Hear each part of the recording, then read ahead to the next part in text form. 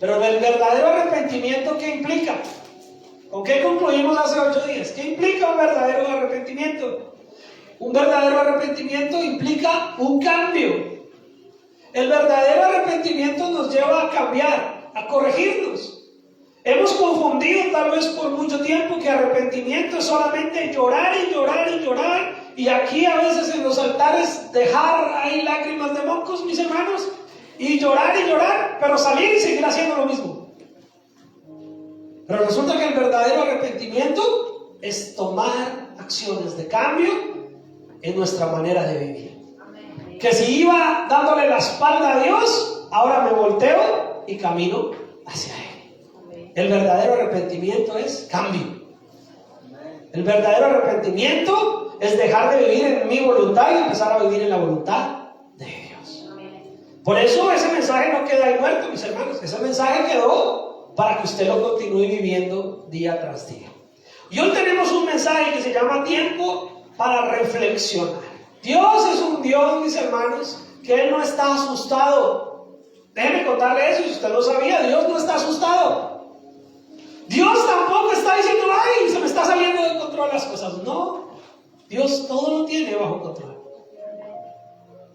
Y Dios tiene un tiempo para cada uno de nosotros. Y Dios a cada uno nos lleva según su propósito y su voluntad, y nos hace entender y nos va llevando de la mano y nos va guiando conforme a su propósito que tiene cada uno de nosotros. Pero lo que sí Dios espera es que seamos entendidos, que reflexionemos y realmente meditemos en lo que Dios está hablando a nuestras vidas, ¿verdad? Porque de esa manera vamos a nosotros a poder avanzar.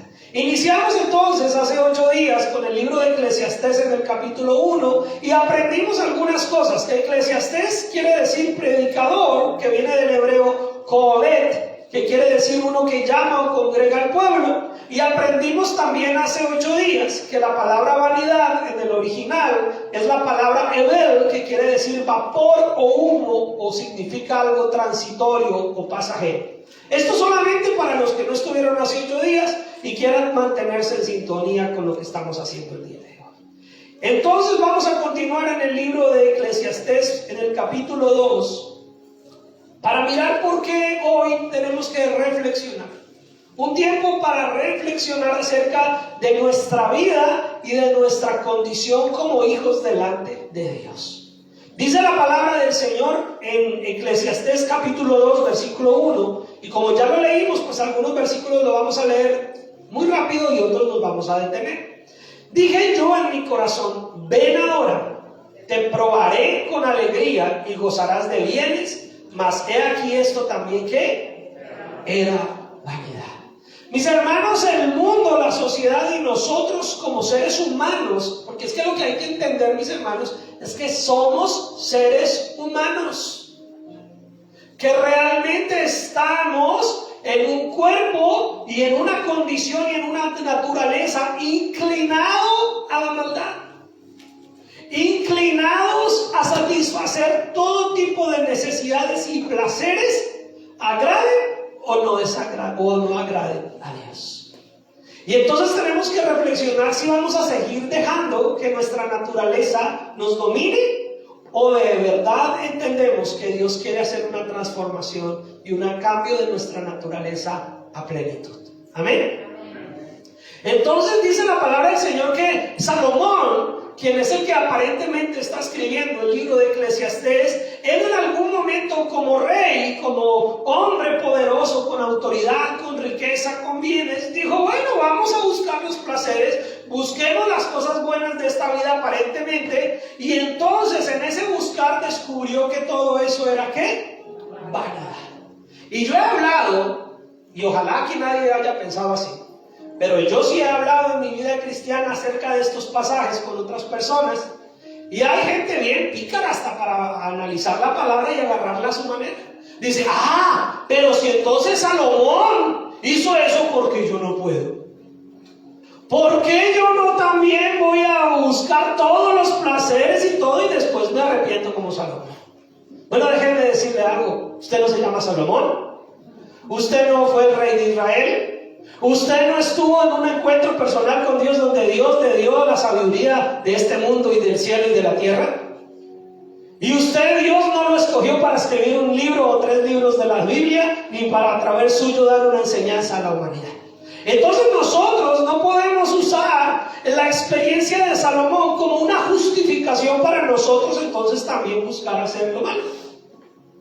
La experiencia de Salomón fue una experiencia de un hombre al cual Dios le dio una sabiduría, y que Dios demostró que aunque le dio toda esa sabiduría, ni con toda la sabiduría y el conocimiento de la sabiduría de Dios y la sabiduría de este mundo, se pudo mantener íntegro toda su vida. Salomón es conocido como el hombre de la sabiduría, pero su papá David es conocido como un hombre conforme al corazón de Dios. Y ambos fallaron. Ahora, ¿dónde está y dónde radica la verdadera sabiduría? Y el mismo Salomón lo escribió en Proverbios. Y es cuando nosotros somos capaces de recibir el consejo y apartarnos del mal.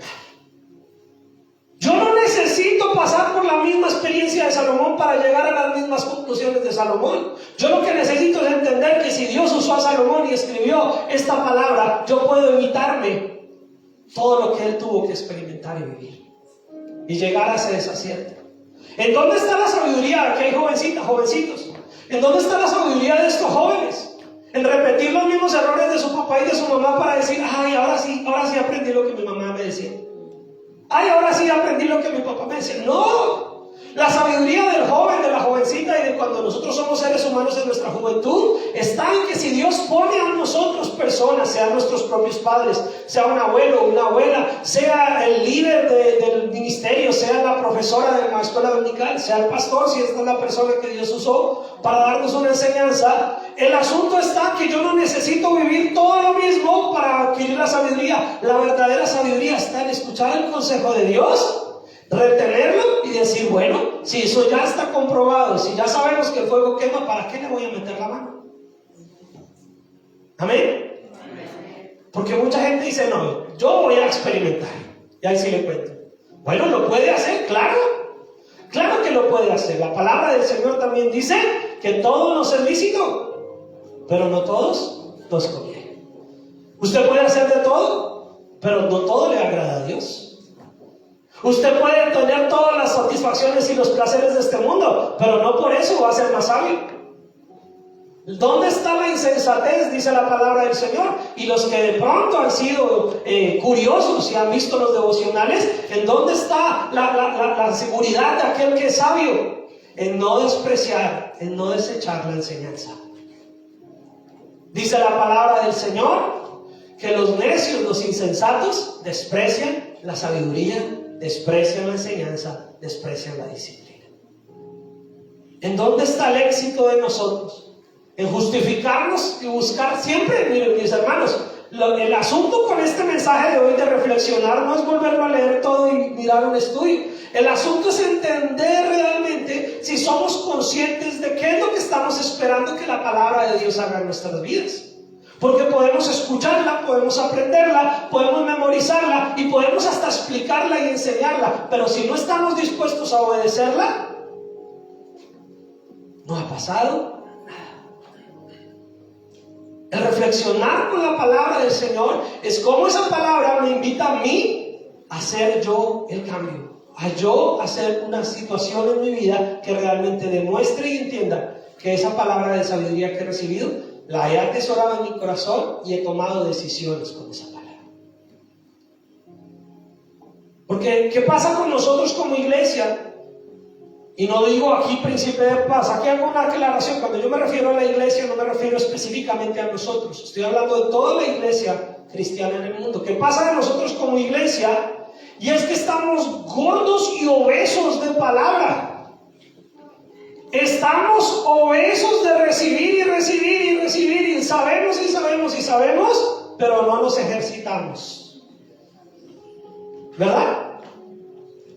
Recibimos palabra, escuchamos aquí. Miren mis hermanos, vivimos en los tiempos donde podemos almacenar y recibir tanta información bíblica. Y yo no estoy diciendo que sea mala, pero ustedes y yo vivimos en un tiempo donde de lunes a domingo podemos estar escuchando predicaciones, mensajes de predicadores de todo el mundo, estar leyendo, estarnos instruyendo, estar recibiendo información. Gloria al Señor. Y nos estamos llenando y llenando y llenando de conocimiento. pero no estamos ejercitando ese conocimiento. No estamos viviéndolo, no estamos practicándolo. Entonces, eso también dice la palabra, que es aflicción de espíritu, y lo vamos a leer. Entonces, ¿en dónde radica el reflexionar? En decir, bueno, Señor, yo no tengo que hacer lo mismo que hizo Salomón.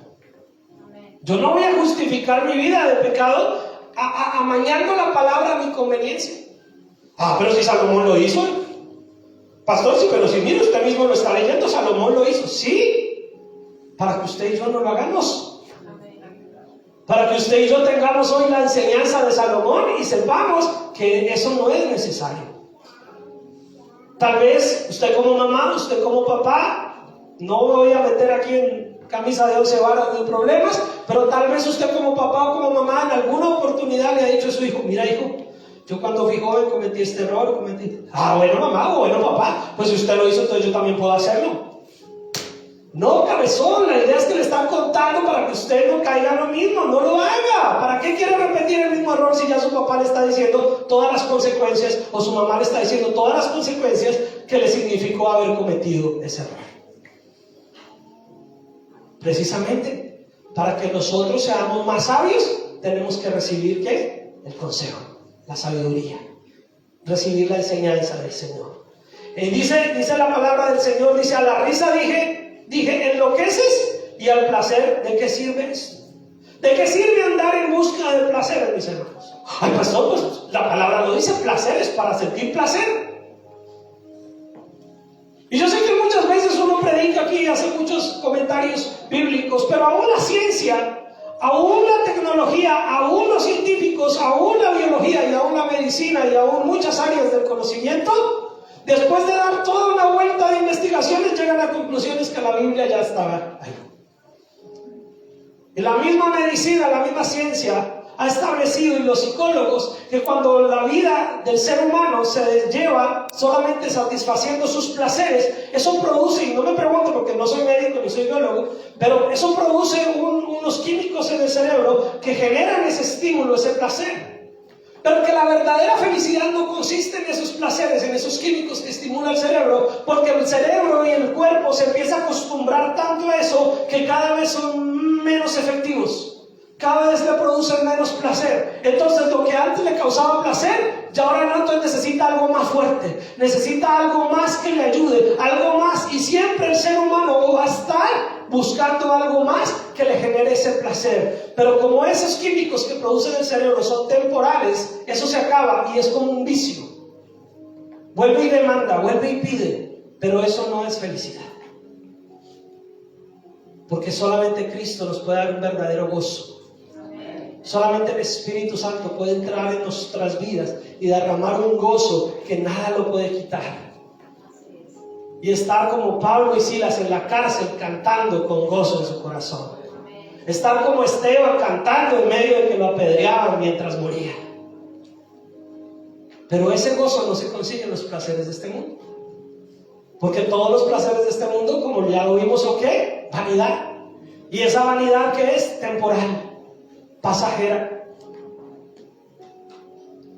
Y entonces dice, ¿de qué sirve esto? Propuse en mi corazón agasajar mi carne con vino, y que entuviese mi corazón en sabiduría, con retención de la necedad, hasta ver cuál fuese el bien de los hijos de los hombres, en el cual se ocupan debajo del cielo todos los días de su vida. Engrandecí mis obras, dice, edifiqué para mí casas, planté para mí viñas, e hice huertos y jardines, y planté en ellos árboles de todo fruto. Me hice estanques de aguas para regar de ellos el bosque donde crecían los árboles. Él también trató de encontrarle el sentido de la vida a través de la acumulación de riqueza. Y se ha comprobado, mis hermanos, que por mucho que la gente se acumule y acumule riqueza, no es feliz. Y nosotros decimos, bueno, pastor, pero eso aplica para los multimillonarios. No, eso aplica para todos. Eso aplica para hasta el homeless o la persona de la calle que se aferra a sus pertenencias como si fueran el tesoro más grande de la vida. O que anhela lo que no tiene y su placer está en algún día tener, y como tampoco lo ha logrado, pues vive como insatisfecho. Eso aplica para nosotros, mis hermanos, cuando no examinamos realmente nuestra vida y decimos realmente cuál es el propósito de mi vida delante de Dios. ¿Cuál es tu propósito? Esa es mi intención, mis hermanos, como pastor. Mi intención es hacerlo pensar a usted, hacerlo reflexionar. Por eso llama un tiempo de reflexión. ¿Cuál es tu propósito delante de Dios para vivir este año 2024? ¿Cuál es tu propósito delante de la mirada de Dios? No delante de la mirada del mundo, no delante de la gente que te rodea, no de la gente a la que queremos impresionar, no delante de la gente que nos tiene envidia, no delante de la gente que de pronto se alegra con nosotros pero que tampoco hace nada por nosotros. No delante de esas personas, delante de la mirada de Dios. ¿Cuál es el propósito para tu vida este año? Y como dije y aclaré hace 8 días, eso no significa que no vamos a trabajar, que no nos vamos a esforzar, que no vamos a seguir adelante. Lo que significa es que vamos a replantear para qué, por qué y para quién lo hacemos. Y vamos a reflexionar. Amén. Y dice el versículo 7, compré siervos y siervas. Y tuve siervos nacidos en casa, también tuve posesión grandes de vacas y de ovejas, más que todos los que fueron antes de mí en Jerusalén. Me amontoné también plata y oro, y tesoros preciados de reyes y de provincias. Me hice de cantores y cantoras de los deleites de los hijos de los hombres, y de toda clase de instrumentos de música. En otras palabras, tuve todo lo que el hombre podía desear. Oiga, todo lo que a nosotros se nos ocurre de placeres y de cosas, Salomón lo tuvo. Y hay una pregunta que yo quiero que en este tiempo de reflexionar nos hagamos. ¿Qué esperamos nosotros también de nuestra vida congregacional? Porque normalmente todos estos placeres o todas estas formas de llenar nuestra vida pareciera que son algo que estamos esperando que suceda para sentirnos ¿qué? Bien. Y cuando nosotros venimos a la iglesia y venimos al espacio o al tiempo que tenemos como congregación, ¿qué es lo que tú esperas al venir? ¿Sentirte bien o agradar a Dios? Tiempo para reflexionar. ¿Tú lo que esperas aquí es satisfacerte a ti mismo o satisfacer el deseo genuino de agradar a Dios? Porque como pastores, mis hermanos, estamos interesados, y yo hablo en nombre de todos aquellos que pienso yo tienen el mismo sentir de llevar la palabra de Dios al corazón de la gente. Y es que la palabra de Dios haga una transformación en nuestras vidas, haga un cambio, pero aún así, como lo decíamos hace 8 días, porque el mensaje de hace 8 días va de la mano de como lo decíamos hace 8 días, aún dentro de la vida cristiana, estamos buscando también sentir ¿qué? Placer. El placer del servicio que me convenía a mí, la música que me gustaba a mí, el momento y el entorno que me gustaba a mí, el mensaje que yo quería escuchar, el placer. Y cuando eso no te causa placer, entonces aún como cristianos estamos de pronto diciendo, hoy no sentí, hoy Dios no me habló, hoy el mensaje no estuvo tan bueno, hoy el servicio no estuvo tan chévere, hoy no, cuando realmente seguimos buscando ¿qué? Placer dentro de las iglesias. Y tristemente, mis hermanos, a veces consciente, a veces inconscientemente, a veces por hacer más se hace menos, pero muchas veces, mis hermanos, las iglesias y nosotros como iglesias estamos haciendo todo para que la gente se sienta bien, y al final, si no están buscando a Dios, se sientan bien o se sientan mal, su vida continúa igual. Pero lo que necesitamos reflexionar es, ¿realmente estamos buscando vivir para Dios o seguimos buscando solamente placeres temporales? ¿Por qué en las iglesias se tienen que hacer tantas cosas a veces? Porque parece que nada es suficiente. Nada llena, nada agrada, nada satisface. ¿Por qué? Porque nuestra búsqueda no es de Dios, es de sentirnos bien. Pero si nuestra búsqueda es de Dios, entonces vamos a darle a Dios lo que es de Dios. El Señor dijo al César lo que es del César y a Dios lo que es de Dios, pero no para hablar de plata. La moneda tenía la cara del César. ¿Y quién tiene la imagen y la semejanza de Dios? Nosotros. ¿Qué es lo que usted tiene que entregarle a Dios? Su vida. Su vida, que implica todo. Su tiempo, sus recursos, sus talentos, sus sueños, sus anhelos, sus prioridades, todo, sus palabras, su manera de vivir, su manera de actuar, su manera de comportarse. Todo es para entregárselo a Dios. Todo es para Él. Y entonces dice el escritor de Eclesiastés, dice: y fui engrandecido, versículo 9, para los que no saben de dónde quedamos, y fui engrandecido y aumentado más que todos los que fueron antes de mí en Jerusalén. A más de esto conservé conmigo mi sabiduría. No negué a mis ojos ninguna cosa que desearan, y aparté mi corazón de placer alguno, porque mi corazón gozó de todo mi trabajo, y esta fue mi parte de toda mi faena. Escúchame bien esta parte, mis hermanos. Pónganme cuidado en esta sección. Es un tiempo para reflexionar, pero créanme, para mí ha sido complejo preparar estos mensajes porque es bien interesante y es muy complejo esto que estamos hablando. Pónganme cuidado, mis hermanos. ¿Usted quiere recompensa de su vida? Déjeme decirle, ya la tiene. Si usted trabaja una semana y una semana le pagan, ¿qué obtuvo? Su recompensa.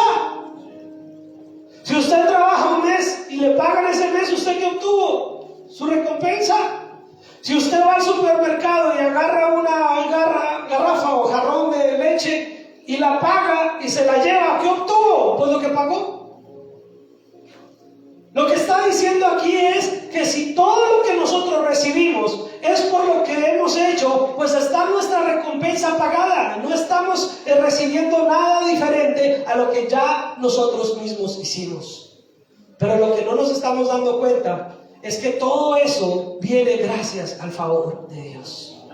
Porque si usted puede trabajar es porque Dios le dio la oportunidad.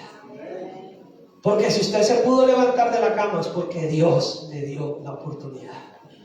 Así que siempre estamos exigiendo y pidiéndole, pero estamos obteniendo antes de recibir, ya estamos teniendo las fuerzas para poder trabajar. Y si trabaja y le pagan, pues ya recibió la recompensa de su trabajo. Aún la palabra del Señor dice que el que le da un vaso de agua a alguien por ser profeta o por ser enviado del Señor, Dios le va a dar su recompensa. O sea, no hay nada en esta tierra que nosotros no hayamos recibido ya, o que Dios no nos vaya a pagar aquí en la tierra, pero eso no garantiza nuestra salvación. ¿Aló? ¿Sí me entendieron?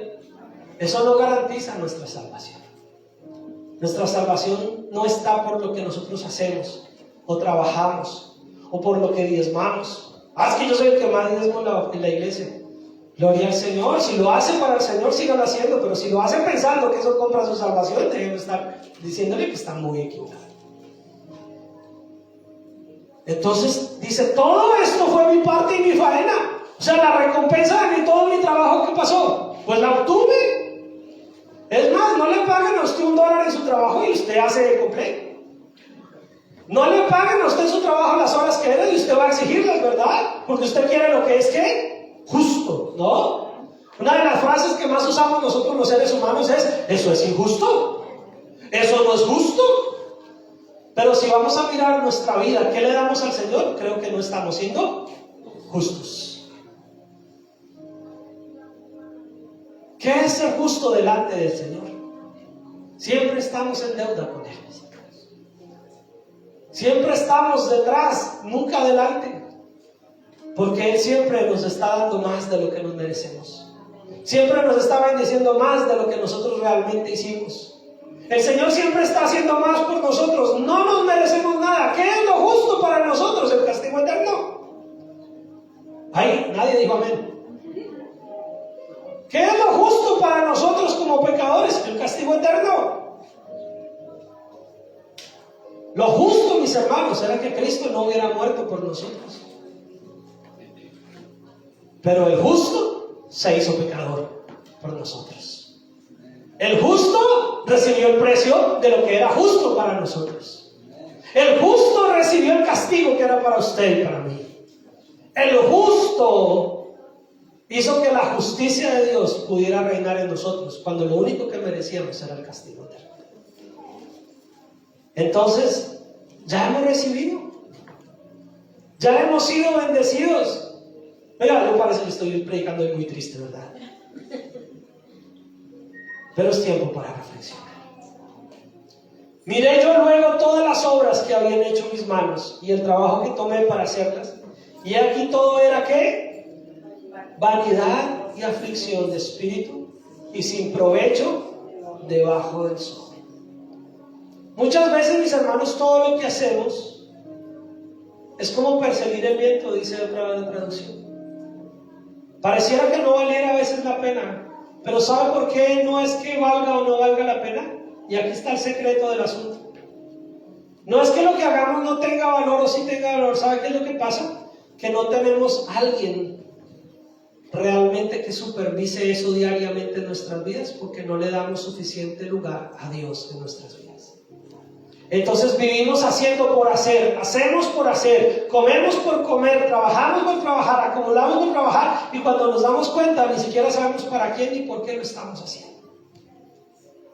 Lo único que cambia es que tú sepas que hay un Dios que te mira todos los días, que te observa todos los días, y que todo lo que tú hagas, pequeño o grande, lo hagas para Dios.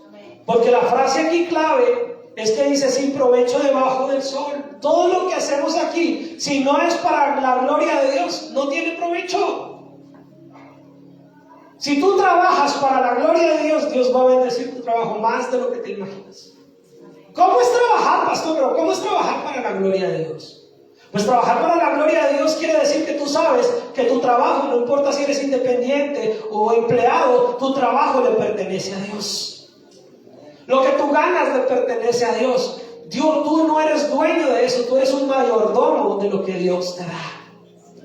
Y si tú eres un mayordomo, entonces tú no administras las cosas a tu conveniencia, las administras según la conveniencia de Dios.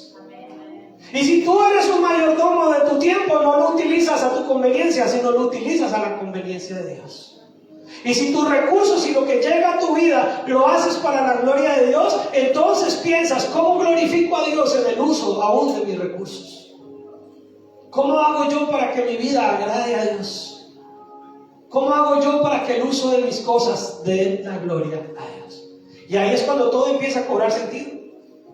Ahí es cuando todo empieza a tener mayor significancia, ahí es cuando todo empieza a tener valor, porque entonces hay millonarios y hay gente que dice, pero yo para qué sigo haciendo todo esto. Y entonces si Dios entra en sus vidas, tiene en sus corazones, se da cuenta que si Dios les permitió ser millonarios y tener riqueza, es para que bendigan, para que ayuden, para que si usted sabe que puede hacer algo por otro, lo haga. Cada quien lo hace según como Dios le direcciona, como Dios le conviene. Pero el que vive para sí mismo, tarde que temprano se da cuenta que nada ha valido la pena.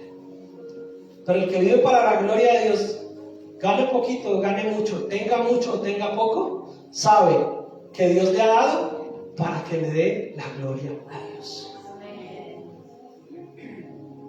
El rico que no tiene a Cristo, cada rato está buscando en qué gastar más, y por eso se vuelven excéntricos y algunos hasta enloquecen. Por ahí vi hace poco en las redes un señor que ya no sé cuántos años tiene y ya gasta yo no sé cuántos millones de dólares al año para cada vez verse más joven. Vive para sí, insensatos. Está bien cuidarnos, está bien tener salud para la gloria del Señor, pero gastarse millones de dólares para que se le vean menos arrugas muriendo tantos niños de hambre. Ahora dice, ay sí, pastores son ricos. Bueno, ¿cómo lo aplica en su proporción a su propia vida? Tal vez usted no tenga millones de dólares para gastar, pero ¿cómo aplica sus recursos? ¿Qué porcentaje de sus recursos son para su vanidad o para la gloria de Dios? Porque cada quien Dios nos juzgará según lo que nos ha dado. Al que le dio 5 lo juzgó según los 5, al que le dio 2 lo juzgó según los 2, y al que le dio 1 lo juzgó según el 1 que le dio. No mires lo que tiene otro, no mires lo que hace el otro, mira lo que tienes tú, mira lo que Dios te ha dado a ti. Y porque tú le vas a rendir cuentas a Dios es de lo que Dios te diga a ti, no de lo que le diga al vecino. Ay, pastor, pero mire, tanta gente con tanto talento y no le sirve a Dios? Bueno, Dios nos juzgará a ellos. ¿Qué talento te dio a ti y cómo lo estás usando para la gloria de Dios? Porque es fácil señalar y es fácil hasta los artistas y la gente del mundo, es fácil juzgarlos, criticarlos y decir, ay, mire todo esto lo que hacen y no son para la gloria de Dios. Bueno, Dios los va a juzgar. Y tú con lo que tú tienes, con lo que Dios te ha dado, ¿qué estás haciendo para la gloria de Dios? ¿Cómo estás usando tu vida, tus talentos, tu tiempo, tus recursos, tu familia, tu hogar, tus palabras? ¿Cómo usas? Todo es para la gloria de Dios, porque si decimos que somos de Él, somos todo. Amén. Dios no tiene acciones por nosotros. ¿Sí entienden el concepto? No es que Dios sea dueño de nosotros el 15% y el diablo el 70 y el 85%. No. O Dios es dueño de tu vida al 100% o no le perteneces a Dios. Es simple, ¿verdad? Ay, es que una parte de mi vida es para Dios y el resto. No, todo eres de Dios.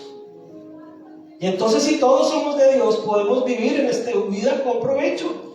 Y dice, después volví yo a mirar, versículo 12.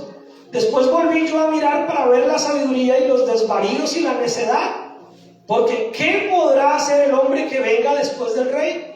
Nada, si lo que ya ha sido hecho. ¿Qué pasa? Que Salomón, él estaba mirando la vida desde su posición de rey. Y dice, desde mi posición de rey, ¿quién más va a decirme a mí que está bien o que está mal? ¿Quién más va a hacer más o menos de nosotros hacemos? Por eso la excusa, mis hermanos, de justificar a veces nuestra manera de vivir, nuestro pecado, aún con la misma escritura, mis hermanos, debería darnos vergüenza. Y vuelvo y digo, hablo de la iglesia a nivel mundial y de la humanidad en general. Mucha gente justifica su pecado aún con la propia Biblia, torciéndola y acomodándola a su conveniencia. Pero nosotros no podemos decir, entonces si Salomón hizo todo eso, entonces yo también puedo. No, al contrario. Al contrario, ya la escritura fue escrita. Ya el canon se cerró. Ya la palabra de Dios fue revelada. Ya la escritura la tenemos a nuestro alcance. Ya han pasado 2000 años desde la muerte y resurrección de nuestro Señor Jesucristo. Entre más pasa el tiempo, entre más sabemos y entre más conocemos y entre más esta palabra, pues más responsables somos de la manera en que vivimos. No podemos seguir, ay pastor, pero es que David tuvo yo no sé cuántas mujeres, entonces yo ¿por qué no? Porque eso ya pasó y ya se cerró y ya el Señor estableció que nada de eso fue voluntad de Dios. Lo hicieron por la desobediencia también. Pero precisamente lo que nos muestra la escritura es que nada de eso les condujo a bueno. ¿Cuáles fueron los problemas de David después de toda su desobediencia? Su familia destruida, sus hijos rebelándose unos contra otros.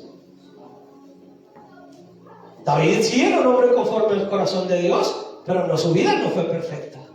Alguna vez alguien me preguntó, pastor, en la Biblia hay errores. Le dije, hartísimos.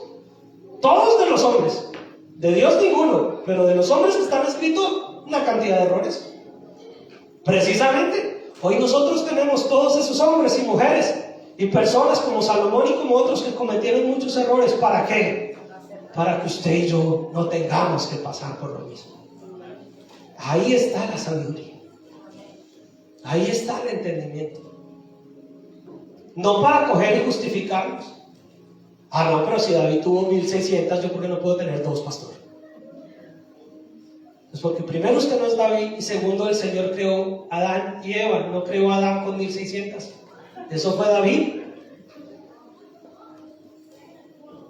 Entonces nosotros tenemos que mirar que el Señor está diciendo, no hay nada que ya haya sido ¿qué? Hecho. Ya todo está puesto ahí para que usted y yo lo único que tengamos que hacer sea tomar la decisión correcta. Reflexionar. Y dice, y he visto que la sabiduría sobrepasa ¿qué? A la necedad, como la luz a las tinieblas. ¿Qué dijo el Señor Jesucristo? ¿Cómo se presentó el Señor Jesucristo? Él dijo, yo soy la luz del mundo. Miren mis hermanos, algo que yo he venido aprendiendo, porque si usted quiere saber, este es su servidor, está aprendiendo, estoy estudiando, y he estado estudiando bastante los libros sapienciales, Salmos, Eclesiastés, Proverbios, Lamentaciones, el libro de Job. Y hay una riqueza impresionante en toda esta sabiduría Pero ¿sabe qué es lo más grandioso de llegar a entender eso? Que no es buscar la sabiduría de Dios. Escúchame esto. Mire, hermanos, a mí me tomó tiempo llegar a esto y se lo voy a dar a usted gratis. No es buscar la sabiduría de Dios, es buscar a Dios, porque Él es la sabiduría. La sabiduría no es algo que Dios tenga externamente a Él. Él es la sabiduría. Conocer a Dios es conocer la sabiduría. La sabiduría que verdaderamente trae vida se llama Jesucristo. No es algo que sale de Jesucristo como algo externo para darnos a nosotros. Es que la verdadera sabiduría es Cristo Jesús revelado en su palabra a nosotros. Y toda la Escritura nos muestra a Cristo Jesús. Y toda la Escritura nos lleva a ser sabios si lo conocemos a Él. Porque mire, ojo, cristianos y no cristianos, mucha gente quiere la sabiduría, pero no quiere a Cristo. Quiere el conocimiento, pero no quiere a Cristo. Entonces realmente no lo quiere, porque Él es la sabiduría. Él es la verdadera manera de vivir. Él dijo, yo soy la luz. Y dice aquí Salomón, y he visto que la sabiduría sobrepasa la necedad, como la luz a las tinieblas.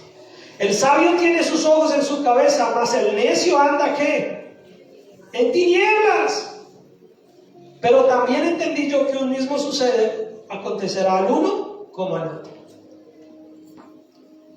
Y aquí es importante tener esto presente. El sabio más sabio, como fue Salomón, también se murió.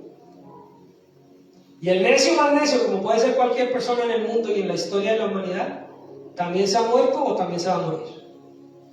La diferencia radica en lo que pasa después. ¿A dónde se va el necio y a dónde se va el sabio? Un tiempo para reflexionar. El sabio, verdaderamente sabio, ¿a quién conoció? A Cristo Jesús. Y el necio pudo haber acumulado conocimiento, placeres, riquezas y todo. Lo que va a pasar es lo que realmente va a definir su futuro eternamente. Todos nos vamos a morir. Oiga, pastor, usted está muy pesimista este arranco de 2024. Usted se puso muy melancólico, muy existencialista. No, todo lo contrario, mis hermanos. Al contrario, más lleno de vida de saber que en este mundo tenemos una responsabilidad para vivir sabiamente, pero que nuestra vida va a comenzar el día que el Señor nos llame ante su presencia. A unos para vida eterna y a otros necios para condenación. Eso ya está pasado de moda, pastor, no predique eso. Pero el Señor Jesucristo, que fue el que más estuvo acá en esta tierra, siendo el único perfecto y santo, fue el que más dijo, allá será el lloro y ¿qué? Y el crujir de dientes. Ay no, pastor, predique algo bonito, háganos reír.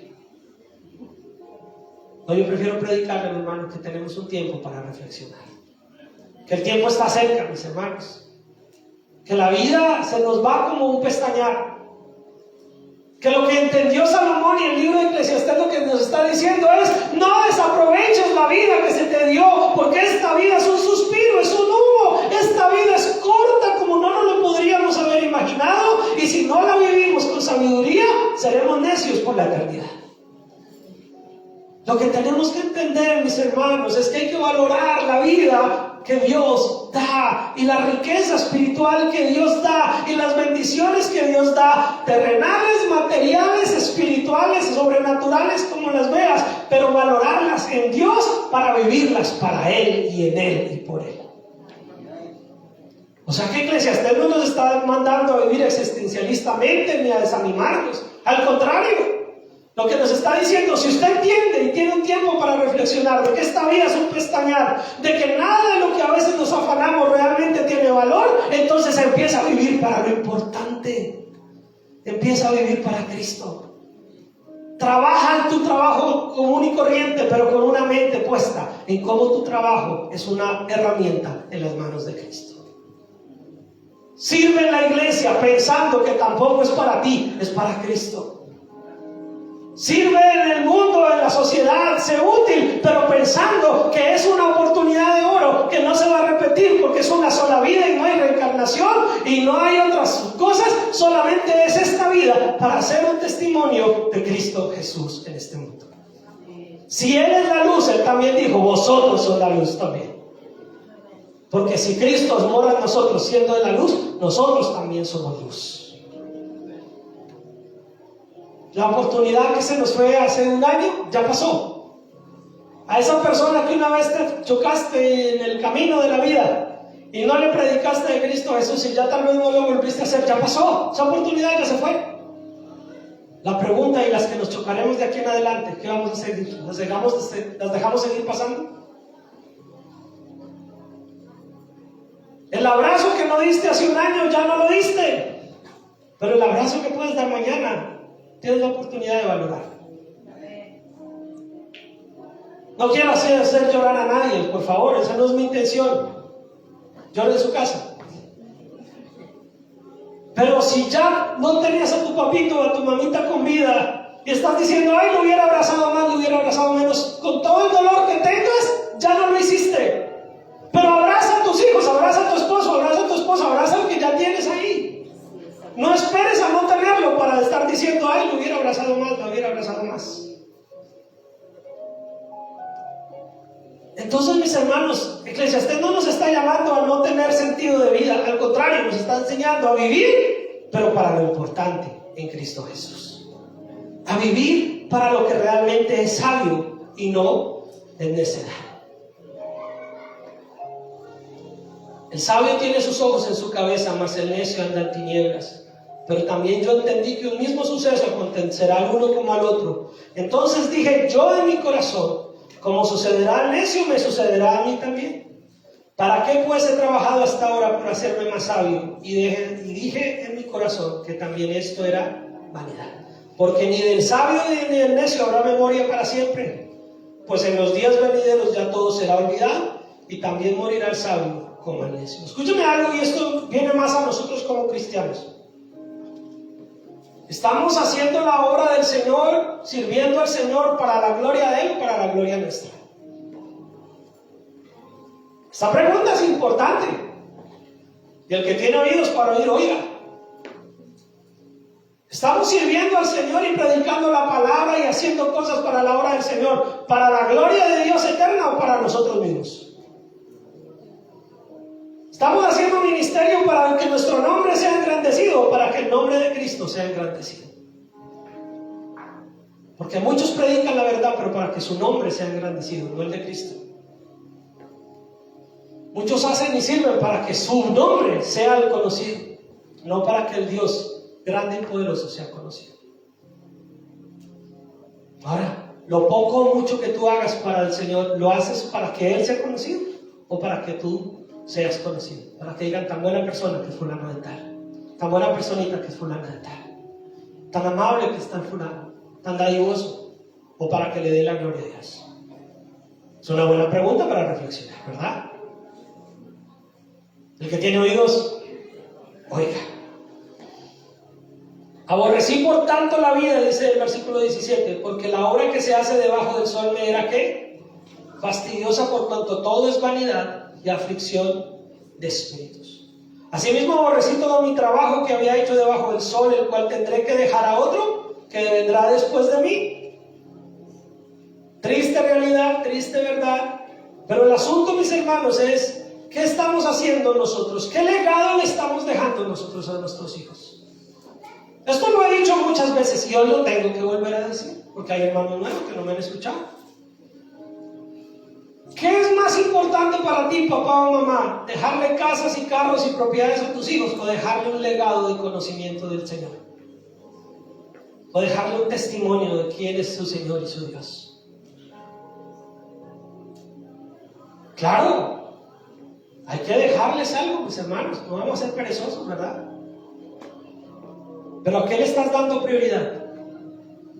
¿En qué inviertes más tu tiempo? ¿En dejarles escrituras, propiedades? ¿O en dejarles el temor de Dios escrito en sus corazones? ¿En qué inviertes más tu vida? ¿En qué inviertes más todo tu esfuerzo? Es tiempo para reflexionar, mis hermanos. Tal vez de pronto alguno no querrá volver de bien hecho. Pero si sirve para que hoy reflexione y tome decisiones, pues bueno, gloria al Señor. ¿Cómo estás esforzándote para dejarle un futuro a tu familia? Claro que rico que le podamos decir, yo también quiero, yo también soy papá y tengo hijos, no crean que no entiendo. Yo también quiero dejarle lo mejor a mis hijos, un futuro. Pero miren, mis hermanos, les podemos dejar casas, carros, les podemos dar estudio, títulos universitarios, verlos convertirse en profesionales exitosos. Pero si no les hemos dejado un testimonio vivo de amar a Cristo Jesús, hemos fracasado como padres. Si no les hemos enseñado el temor de Dios en sus corazones, hemos fracasado como padres. Aunque se vuelvan profesionales exitosos, aunque parezcan buenas personas, mis hermanos. Ay, pero mi hijo es buena persona, pero mi hija es buena persona. No, las mías también son buenas personas, pero si no tienen a Cristo en su corazón, ninguna buena persona se va al cielo por ser buena persona. Al cielo solo nos vamos por tener a Cristo en nuestros corazones. De buenas personas sociales y morales está lleno el infierno. Entonces tenemos que tomar una decisión y tiempo para reflexionar. Y por eso me atreví, yo de puro arriesgado, hermano, aquí arriesgando mi pellejo con ustedes, de empezar este año con estos mensajes. Porque yo no quiero, mis hermanos, que lleguemos a otro diciembre y otro Navidad y nada haya cambiado en nuestros hogares. Yo quiero que sus hogares sean bendecidos porque Cristo está ahí. Que sus trabajos sean bendecidos porque Cristo está ahí. Que sus familias sean bendecidas porque Cristo está ahí. Que sus ministerios o servicios dentro de la iglesia sean bendecidos porque Cristo está ahí. Entonces necesitamos entender. Y dice, ¿quién sabe si será sabio o necio el que se enseñoreará de todo mi trabajo? En que yo me afané y en que me ocupé debajo del sol mi sabiduría. ¿Eso también qué es? Vanidad. Obvio, queremos pensar que nuestros hijos van a valorar nuestro trabajo, ¿verdad? Queremos creer que todo lo que hacemos ellos lo van a valorar. Claro que sí. Y ojalá lo hagan y ojalá lo valoren. Pero y si no, será porque no sembramos en ellos lo más importante. Hace 8 días conté, y suena tonto volverlo a contar. Pero yo he conocido gente millonaria, mis hermanos, que le deja herencias extraordinarias a sus hijos. Y lo que a ellos les tomó 50, 60, 70 años construir, sus hijos se lo parrandean en 10 años, en 5 años. ¿Por qué? Porque les dejaron las riquezas, pero no le dejaron la sabiduría. Y la sabiduría ya dijimos que es Cristo Jesús. Entonces, esforcémonos por dejarles la mayor riqueza. ¿Cuál es la mayor riqueza que le podemos dejar a nuestros hijos? Un genuino y verdadero temor de Cristo Jesús en sus corazones. ¿Y cómo lo van a conseguir? Porque lo ven en usted. No porque se lo mandan al pastor o al líder, ay maestra de los niños, por favor. Ahí se la dejo. Si no se vuelve bueno es porque usted es la culpable. No, la tarea es suya y mía como papá y como mamá. La tarea es nuestra en nuestros hogares, mis hermanos, de darles ejemplo más que sermones. Que vean en usted un hombre enamorado de Dios, varones. Que vean en usted un hombre enamorado, apasionado por Jesús, sediento de su palabra, queriendo vivir para Cristo. Que lo vean a usted para que ellos quieran ser como usted. Mujer, que te vean a ti como una mujer llena de amor por Dios, llena de ese deseo de ser una mujer de Dios, una maestra del bien, una mujer sabia, una hija de Dios en todo su esplendor, para que quieran ser como tú, mujer. Al pastor lo ven una vez a la semana, y eso si no se duerme. A usted lo ven todos los días en su casa. A la maestra de niños o a los líderes de jóvenes los ven 1 o 2 veces a la semana, pero a usted lo ven todos los días. Los hijos no se pierden ni en la iglesia ni en la escuela. Se pierden en nuestros propios hogares. No le echamos la culpa a los maestros de la escuela, sean conversos o inconversos, convertidos o inconversos. No le eche la culpa a todo el mundo. Revisa tu hogar, revisa tu familia, Mírate al espejo, tómate un tiempo para reflexionar. Y examínate. Examínate. Porque de pronto estamos mirando mucho hacia afuera, estamos mirando muy poco hacia adentro. De pronto estamos mirando cómo está el vecino y no estamos mirando cómo está nuestra propia casa. Duro, ¿verdad? Ay, ay, ay. Pero es necesario. Y dice, porque tiene el hombre de todo su trabajo y de la fatiga de su corazón con que se afana debajo del sol. Porque todos sus días no son sino dolores y sus trabajos molestias. Aún de noche su corazón no reposa. Esto también es vanidad. Ni siquiera de noche, mis hermanos, a veces podemos descansar. Cuando no aprendimos a descansar en el Señor, hasta ni dormir se puede. Y usted dirá, pastor, es que sí, usted no se ha trasnochado. Claro que sí, hermano, aquí por ustedes me trasnochó. Pensando, hay problema de tal, hermano. Pero ¿sabe? Que ahí es cuando también el Señor me golpea y me dice, bueno, tontarrón, aquí el Dios soy yo, usted no. Aquí el Espíritu Santo soy yo, no sé. Porque entonces voy al Salmo. Y dice el salmista, en paz me acostaré. Y asimismo dormiré. Porque solo tú, Señor, me haces vivir confiado. El cristiano, la cristiana, el hijo de Dios, la hija de Dios. No estoy diciendo que duerma 20 horas, no, pero por lo menos las 5, las 6 horas o las 7 que duerma por salud. El cristiano, la cristiana, tiene que poder dormir confiando en su Señor. Que se acostó con el problema hasta aquí, duerma. Confía en el Señor, que al otro día Dios abrirá camino para solucionar el problema. Porque por mucho que se pase toda la noche despierto, el problema no se solucionó. Y al otro día ni va a estar lúcido para resolverlo porque está trasnochado. Confía en el Señor. Pero para confiar en Él, tienes que tener una relación con Él. No podemos decir que confiamos en Dios y no lo conocemos, ¿verdad? No podemos decir, ay, yo sé que Diosito, Diosito, Diosito. Pero ¿cuál Diosito? ¿De cuál Diosito hablamos? ¿De Cristo Jesús, tu Señor, tu Rey, tu Salvador? ¿El Rey de tu vida? ¿O del Diosito que dice todo el mundo?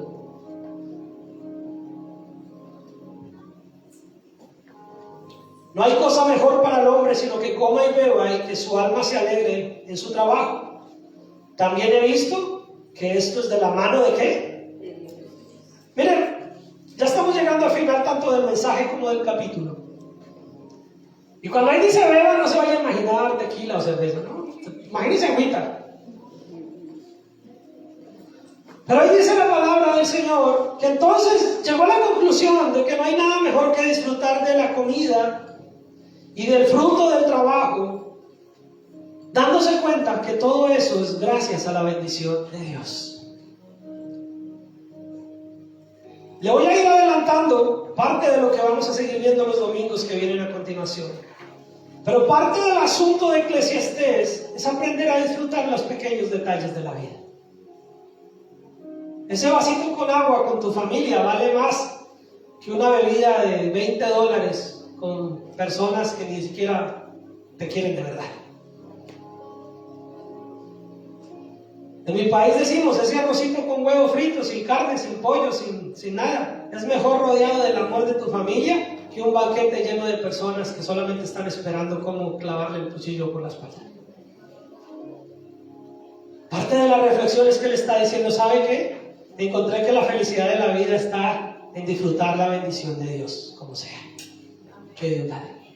Si tienes mucho, si tienes poco. Si puedes tener, si no puedes tener, lo que tengas, disfrútalo, sabiendo que eso también es el Señor el que lo hace. Dice, porque ¿quién comerá y quién se cuidará mejor que yo? Imagínense cómo comía Salomón. Imagínense cómo eran los banquetes de Salomón. Allá sí, mis hermanos, ni el mejor buffet aquí en Estados Unidos.